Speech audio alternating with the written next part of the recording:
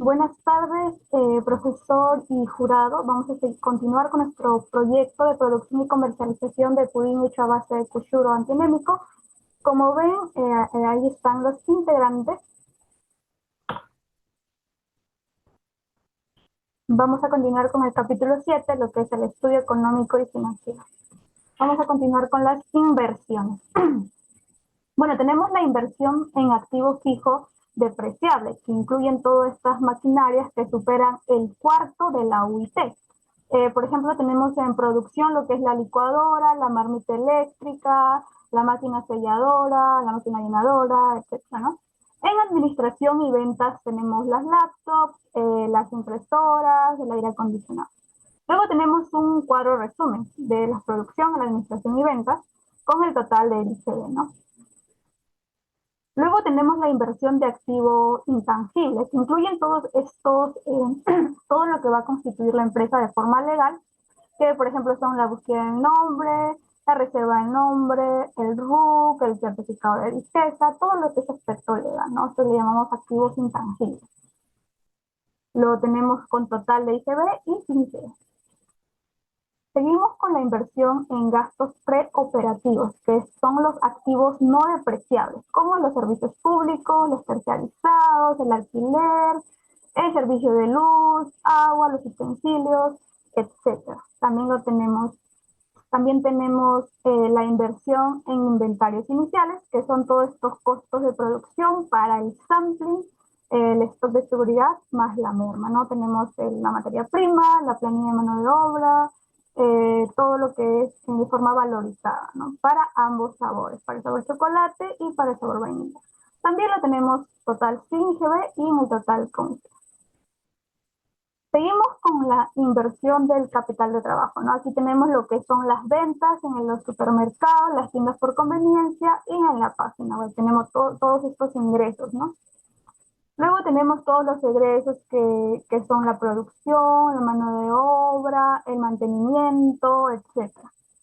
En conclusión, tenemos que el capital de trabajo requerido en el primer año será de 44.635. Luego seguimos con la liquidación de ICB, ¿no? Aquí tenemos el ICB de producción, de promoción y publicidad, responsabilidad social, tenemos que liquidar todos estos ICB, teniendo luego también un crédito fiscal, vamos a tenerlo de forma mensualizada, es importante tenerlo de forma mensualizada, como también para todos los años, ¿no? Desde diciembre del 2023 hasta el año 2028. Luego tenemos un pequeño cuadro resumen de la estructura de inversiones. Están los activos fijos, activo intangible, inversión de gastos preoperativos, los inventarios iniciales, el capital de trabajo. Lo tenemos de forma valorizada con IGB y también lo tenemos en porcentaje, ¿no? Como se ve, un pequeño cuadro resumen. Luego tenemos la estructura de financiamiento, ¿no? El financiamiento será de 30%, mientras que el capital propio será de 70%. Aquí tenemos que el capital propio será en el aporte de los socios, que será de 39.555 por cada socio, que tiene un total de 197.774. Entonces, el financiamiento será de 82.785, que es el 30%. Luego tenemos el financiamiento del activo fijo, ¿no? Para este financiamiento vamos a considerar los bancos del BCP, Financiera Compartamos y Mi Banco. Vamos a escoger la que mejor tasa nos ofrece para este tipo de préstamo. Entonces, para el activo fijo vamos a utilizar el BCP. Que las cuotas serán de 1.555, el monto solicitado será de 58.150, los días de pago serán los 3 de cada mes, ¿no? Y tenemos aquí un pequeño cuadro. Luego tenemos el financiamiento del capital de trabajo. Para esto también vamos a utilizar lo que es los bancos del BCP, Financiera Compartamos y Mi Banco. Pero para este financiamiento de capital de trabajo vamos a escoger el que mejor tasa nos ofrece también, que en este caso será Financiera Compartamos, que el monto solicitado será de 24.635, las cuotas serán de 1.482 y los días de pago serán los 10 de cada mes, ¿no? Gracias. Bien, buenas noches, profesor. Mi nombre es Ángel Bautista y continuaré con la presentación. Hasta el momento hemos visto las inversiones que nuestro proyecto requiere. Ahora en esta parte vamos a ver los ingresos por venta que proyectamos.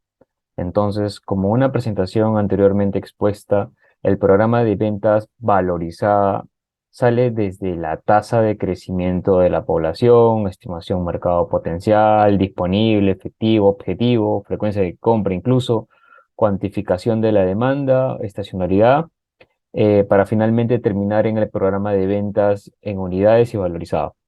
Entonces, estas ventas representan el principal ingreso para la empresa, dividido por canal de venta, por sabores que pretendemos comercializar y por año.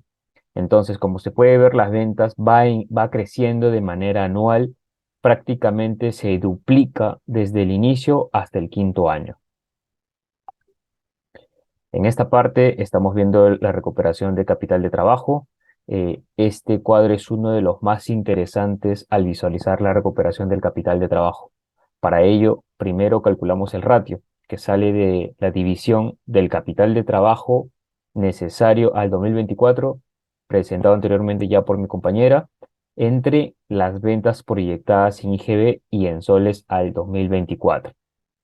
Luego, el capital de trabajo a partir del 2025 sale de la multiplicación de la proyección de venta de ese año por el ratio. Finalmente, la inversión de capital de trabajo es la resta del capital de trabajo necesario de ese año con la del siguiente periodo. En esta parte vamos a ver el valor de desecho neto del activo fijo. Entonces, el valor de desecho neto del activo fijo es prácticamente la cantidad estimada en soles que se podría obtener si se vende un bien de la empresa. Para ello manejaremos los términos de valor estimado de mercado, valor en libros contables y tasa del impuesto a la renta, que es el 29.5%.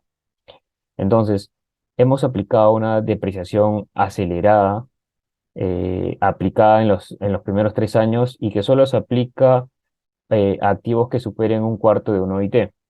Entonces, en el cálculo podemos ver el costo unitario total, el IGB, la depreciación acelerada, que es lo que he indicado que son de 3 años, o de vida útil, la depreciación anual y total. A los 5 años ya no tendrá valor en los libros, como le he indicado por ser acelerado, y en el valor del mercado que es referencial, aproximadamente hemos considerado el 80 o 90% del valor inicial y luego se puede ver la utilidad o pérdida. En este caso, de toda su utilidad.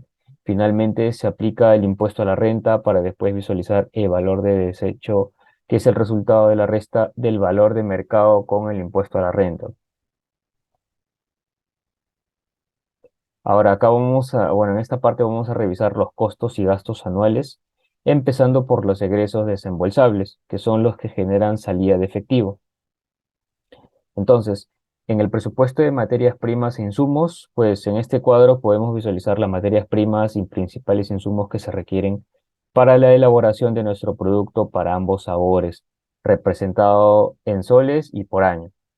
Ahora, estos montos vienen o parte del estudio técnico reflejado en el programa de producción donde revisamos la cantidad de kilos que usaremos para el inventario inicial. Hemos considerado obviamente el tema de la merma, el stock convertido a unidades de medida como kilos, litros, unidades, y luego convertido el programa de compras.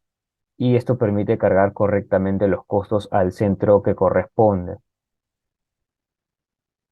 En esta parte vemos el presupuesto de mano de obra directa. Aquí podemos ver el presupuesto que se aplica a los gastos del operario de producción, quien es quien interviene directamente en la producción, por lo que aquí se considera su sueldo anual, gratificación, CTS, salud, SSTR y seguro de vida ley. Ahora, para los años 4 y 5 es mayor debido a que pasa de 2 a 3 operarios por la cantidad de producción estimada que se proyecta. En esta parte vemos el presupuesto de costos indirectos, eh, que de manera indirecta estamos hablando de que influyen en la producción. Y vamos a empezar con la planilla de mano de obra indirecta, es decir, del almacenero y el jefe de producción y logística que se mantienen en todos los años, es decir, 2 almaceneros y un jefe. Evidentemente aquí incluye su sueldo anual, gratificación CTS, seguro de vida ley, CCTR y de salud. Además, en la parte de servicios tercerizados vemos lo que se le tiene pensado pagar al transportista y al de mantenimiento de manera anual, y que esto va aumentando por el crecimiento de las ventas, ya sea realizar un mayor mantenimiento generando más gasto de transporte. En el caso de amortización, aplica para a los activos intangibles, es decir, los gastos de licencias, certificados, análisis laboratorios, de peligro, carnet de sanidad y dividido en los 5 años. También aplica para los gastos preparativos como herramientas mobiliarias o útiles de oficina, servicio de luz, alquileres, eh, etcétera. Y que también se divide en 5 años y el 50%, ya que comparte gastos con administración. Además, vemos otros bienes no depreciables y otros gastos como lo que como lo que se muestran en pantalla. Finalmente, los gastos de depreciación y calculando los totales por años. En el tema de presupuesto de gasto de administración, pues en esta parte empezaremos viendo el gasto de planilla del gerente general, jefe de administración y finanzas y finalmente el asistente administrativo. Evidentemente se considera todos los gastos, como anteriormente lo hemos mencionado, sueldos de salud, gratificación, etcétera. En el caso de servicios tercerizados, sí se indica que abarca el tema de limpieza, el tema legal, seguridad, contabilidad y sistemas. En el caso de amortización de activos intangibles, hablamos del gasto de multa, solicitud de registro, licencias, certificados, seguros, software, entre otros. Y en el preoperativo estamos hablando de mobiliarios, alquileres, herramientas, etcétera. Después se puede ver los demás gastos como indica el cuadro, hasta gastos por responsabilidad social también. Finalmente, lo que me corresponde, hablaré del presupuesto de gasto de venta. En esta parte vemos prácticamente lo mismo que los dos últimos cuadros presentados, pero enfocado en los gastos relacionados a la venta, como planilla de los 2 o 3 vendedores y al jefe de marketing y ventas. También se considera un sueldo anual, de salud, gratificación, etcétera. En el caso de servicios tercerizados, consideramos al community manager y que el gasto se mantiene por los 5 años. En el caso de promoción, publicidad, equivale a la suma de los gastos de la página web, publicidad, redes sociales, flyers, degustaciones, activaciones, también Google Ads, merchandising, como lo hemos planteado anteriormente, que son llaveros y polos, y todos estos gastos sin IGB. Ahora, tener en cuenta que tanto la depreciación y amortización del presupuesto de gastos, de costos indirectos, administración y venta, que es lo que hemos hablado ahora, no serán cargados al flujo de caja. Gracias.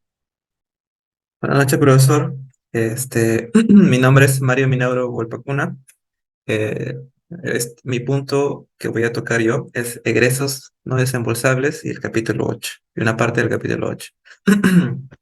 El primer punto que voy a tocar es sobre la depreciación.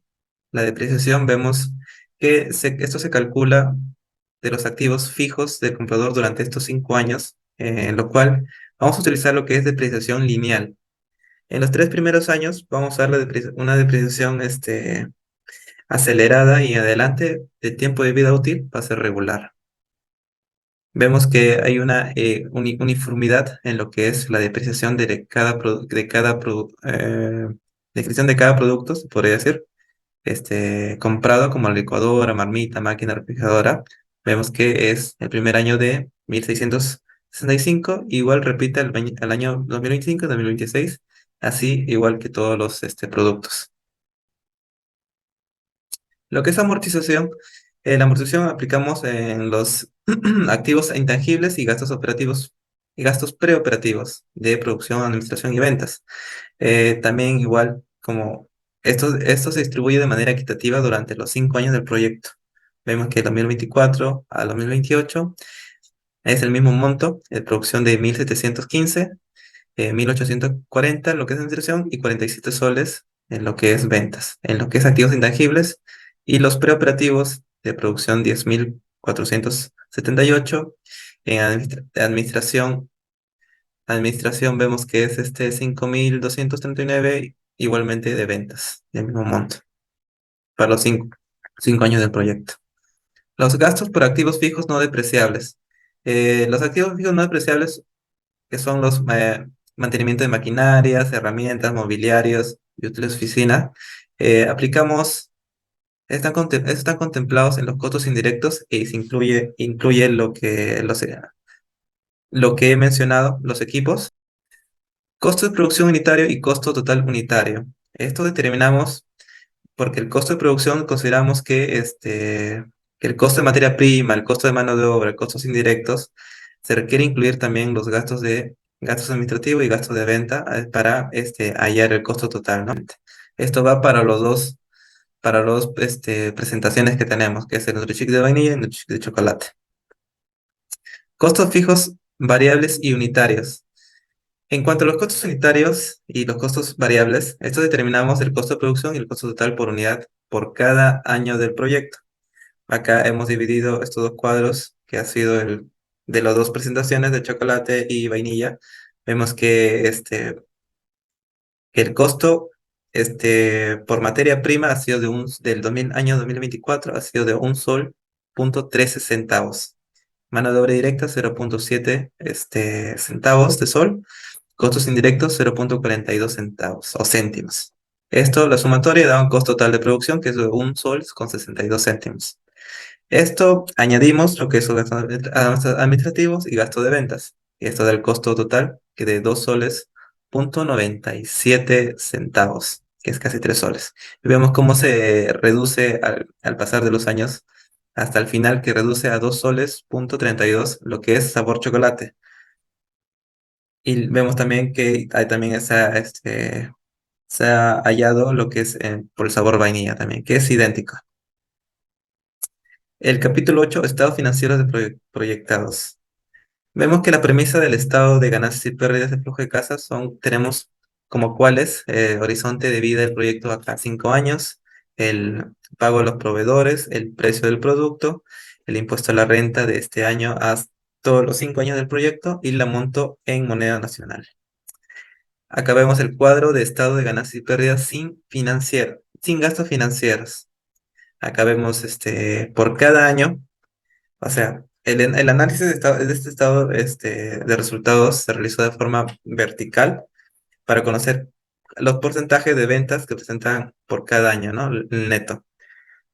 Siendo que para el primer año, el análisis vertical del 2024 ha sido del 23%, que vemos el resultado operativo, en la línea del resultado operativo, que para el año 2000, o sea, para el final del proyecto del año 2028, vemos que el incremento de casi el doble al 41% de lo que es el resultado neto. Vemos un incremento del resultado, ¿no? Y vemos acá este cuadro de estados de ganancias y pérdidas con gastos financieros y escudo fiscal. Y acá es idéntico el cuadro, nada más que se agrega, como dice el título, gastos financieros, que es vemos el 18.992 y diferentes diferentes montos en cada año. Y como hallamos el escudo fiscal, hallamos del impuesto a la renta del estado de ganancias y pérdidas sin gastos financieros, que es de 105.131 soles, menos el impuesto a la renta con gastos financieros, que es 99.528 soles. Restamos esos dos, nos da el escudo fiscal, que es 5.603, lo que es el primer año. Igualmente aplicamos la misma fórmula para los siguientes años. Y el escudo fiscal es la reducción de impuestos que vamos a pagar, ¿no? Estoy paso a mi compañera para el siguiente PPT. Estimado profesor, mi nombre es Jamie Morante. Bueno, seguimos con flujo de caja operativo. En el tema del flujo de caja operativo, nos muestra el resultado de la actividad de la empresa porque registra los ingresos por las ventas y los costos operativos, como por ejemplo, en el cuadro vemos el ingreso de ventas, tenemos los costos operativos de materia prima, tenemos la mano de obra directa, los costos indirectos, los gastos administrativos, los gastos de ventas y los impuestos a la renta. En sí tenemos un total de 208.258.000 soles que se da en el 2024 y luego sigue en su aumento hasta el 2028. Ahora, vemos lo que es el flujo de capital. El flujo de capital de por sí es una inversión que se realiza primero en el año cero y por eso estamos en negativo. Y luego pasamos al tema de los activos fijos, los activos intangibles, los gastos preoperativos, que de por sí en el año 2028 tenemos un retorno de 10.620 por el tema de del de la garantía del local. De ahí tenemos la inversión de inventario inicial, de ahí la inversión de capital de trabajo, que también tenemos un retorno de 86.175 soles. Luego tenemos un valor de desecho de activos fijos, que también tenemos un retorno por 31.903. Todo este flujo de capital en el quinto año estamos en positivo por 128.697 soles. Luego tenemos el pago de IGB, que estamos en negativo en 392.447 soles en el quinto año. El flujo de caja económico. En el flujo de caja económico es el dinero disponible para pagar deudas. En sí, acá tenemos lo que es la suma del flujo capital más el pago del IGB, y también tenemos el flujo de caja operativo. Todo esto en el año 0 estamos en negativo, pero luego pasamos a positivo a partir del primer año hasta el quinto año. El flujo de servicio a la deuda. En este caso, nosotros tenemos que hablar que son todas las obligaciones que tiene la empresa en un tiempo determinado, como los préstamos que tenemos, las cuotas de reembolso de préstamo y el escudo fiscal. Como se puede ver en el año 0, tenemos un importe de 82.785 soles. Luego, el flujo de caja financiero. El flujo de caja financiero se ve todo lo que son los ingresos y los gastos en el momento que se producen. Aquí se reflejan lo que son las entradas y las salidas de dinero. Por eso tenemos que tener en cuenta lo que es el flujo de caja económico y también la suma de flujo de servicio de deuda. Eso me da lo que es el flujo de caja financiero. Bueno, pasamos al capítulo 9, que es la evaluación económico-financiera. Aquí vemos lo que es el cálculo de la tasa de descuento. Como se pueden ver, los flujos pueden verse afectados por diferentes cambios que pueden darse por factores macroeconómicos. Para eso tenemos que considerar nuestras tasas de descuento, y para eso les vamos a leer. El CAP. El CAP es una forma de hallar la tasa, pero en función al mercado financiero extranjero de Estados Unidos. Como pueden ver en el cuadro, los conceptos de rendimiento de mercado y de tasa libre de riesgo, que viene del dato de rendimiento de USA y de tasa de USA, en el cual esta información la sacamos de una base financiera de Estados Unidos. En el tema de tasa de libre de riesgo, hablamos sobre los bonos tesoros que no generan riesgo, por eso tenemos un porcentaje de 2.59%. De ahí tenemos el capital de trabajo, que es en un 70%, y el financiamiento, que es en un 30%, que es lo ideal, y que estamos aplicando en la estructura de financiamiento. Luego tenemos la tasa de impuesto a la renta, que es el 29.5%.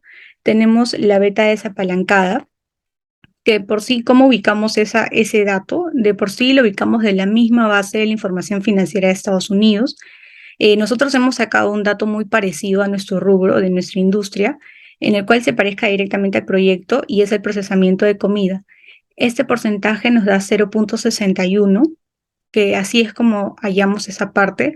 De ahí tenemos el riesgo país, que lo sacamos del BCR, que es del 2.02%. Tenemos la beta apalancado, que es con la fórmula que tenemos ahí, depende de las siglas, y nos da 0.80%, teniendo un total del CAM, del costo capital propio, en un 16.5%. Luego, el COP propio. Nosotros el COP propio lo hemos hallado a través de la página Compara Bien. En sí, hemos ingresado los datos del proyecto y hemos simulado como, en vez de invertir, hemos puesto la inversión en una cuenta pasiva para ver cuánto nos paga un tema de dinero. Entonces, esta rentabilidad esperada en la inversión, como se ve en el cuadro, hemos tomado las tasas de referencia del Banco del Comercio, de Financiera Compartamos, de Caja Huancayo, de Financiera Arequipa y Caja Metropolitana, teniendo un COC promedio de 5.87%. Luego, ¿cómo hallamos el factor riesgo? El factor riesgo está relacionado con el COC promedio más la TCA neta. En el cuadro inferior se puede ver lo que es la TCA neta. En la deuda de activo fijo tenemos un 20.50%, pero esa es la TCA.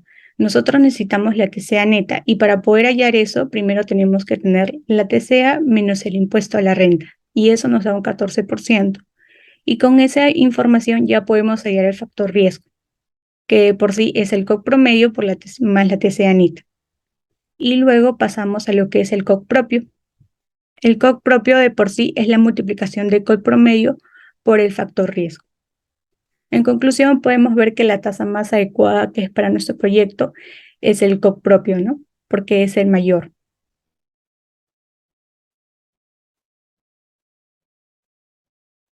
Ya. Ahora el WACC es el costo promedio ponderado de capital. De por sí, aquí mostramos lo que es la estructura de cómo se va a componer nuestra inversión. En este caso, vemos por concepto la deuda de activo fijo, que es el monto, que están los montos por 58.150, en su porcentaje es el 20.73%.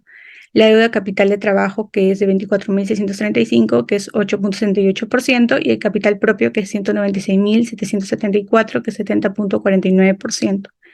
Al tener los porcentajes, sacamos los costos netos también. Los costos netos de por sí los sacamos el capital propio lo sacamos del 20.32%, que es del COC propio, y en el caso del activo fijo y el capital de trabajo, se saca de la TCA neta. En total, para poder sacar el WACC, nosotros multiplicamos lo que es el porcentaje del referente a los montos por el costo neto, y con eso ya tenemos el WACC. Entonces podemos decir que las tasas que más nos convienen son el tema del COC propio y el WACC, que es un 19.68%. Gracias. Muchas gracias, profesor. Mi nombre es Jennifer Vázquez. Vamos a continuar con la evaluación económica financiera y los indicadores de rentabilidad. Ya, vamos a empezar con el BANE y el BAUNF. Para realizar esta evaluación a nivel económico y financiero, requerimos los resultados de ambos flujos y sus respectivas tasas de descuento, esto con la intención de conocer nuestro BAN y nuestro TIR, nuestro periodo de recuperación y nuestro beneficio-costo. Vemos que en el año cero, tanto nuestro flujo económico como nuestro flujo financiero, que es el COC, empezamos el año cero en negativo, pero los siguientes años, del 24 al año 2028, ya tenemos indicadores positivos, ¿sí? El indicador BAN muestra nuestro valor actual de nuestra rentabilidad generada a lo largo de estos años que dure nuestro proyecto, de acuerdo a la interpretación del indicador BAN. ¿Sí? Este resultado, si es mayor a 0, se puede confirmar que nuestro proyecto ha generado rentabilidad sobre lo invertido. Luego vamos al TIR, TIRF y TIR modificado. ¿Sí? El indicador TIR determina básicamente si nuestro proyecto ha logrado o no superar la rentabilidad mínima exigida por nuestros inversionistas. De acuerdo a nuestros resultados, podemos observar que tanto la TIRE y la TIRF son porcentajes mayores a la tasa de descuento de cada uno de los flujos, ¿sí? Entonces, esto quiere decir que nuestro proyecto está siendo rentable y es una buena opción. Ahora, otra cosa que me interesa también a mí saber es en qué momento voy a recuperar mi dinero. Y es aquí donde encontramos al periodo de recuperación descontado, ¿sí? Para calcular este periodo de recuperación de los dos flujos, se requiere descontar los flujos con las tasas COC y WACC, de tal manera que podamos conocer nuestros valores actuales. Y bueno, de acuerdo a los resultados, la inversión propuesta en el flujo económico se recupera a los 3 años, 7 meses y 4 días, mientras que la propuesta en nuestro flujo financiero se recupera en 3 años, 4 meses y 4 días, como vemos en las tablas. Luego entramos al análisis beneficio-costo. ¿Sí? Este análisis BC, este indicador beneficio-costo, indica la ganancia generada por cada sol invertido, ¿sí? Por lo que podemos afirmar que de acuerdo al flujo económico, por cada sol invertido, que nosotros hemos invertido en este proyecto, obtenemos una ganancia de 0.92 soles y en el caso del flujo financiero, una ganancia de 1.36 soles. Entrando ya al análisis del punto de equilibrio, encontramos los costos variables y los costos fijos. Para determinar los costos variables y los costos fijos son indispensables para el cálculo de nuestros estados de resultados por costeo directo y para el cálculo del punto de equilibrio. En la tabla vamos a encontrar tanto las ventas, unidades vendidas, la materia prima, los costos indirectos, gastos de ventas, etc. ¿Sí? Para entrar ya al estado de resultados, que es el costeo directo, vemos que el estado de resultados por costeo directo nos permite conocer el margen de contribución del proyecto, para lo cual diferencia los costos fijos totales antes de la utilidad operativa. ¿Sí? Cabe resaltar para esto de que el resultado neto se mantiene positivo en todos los años de nuestro proyecto. Luego, la estimación y análisis del punto de equilibrio en unidades y soles. Hemos hecho el despliegue tanto para ambos sabores, el punto de equilibrio para ambos sabores, tanto vainilla como chocolate, ¿sí? El cálculo de nuestro punto de equilibrio se realizará de forma independiente por cada uno también de nuestros productos, como les mencioné.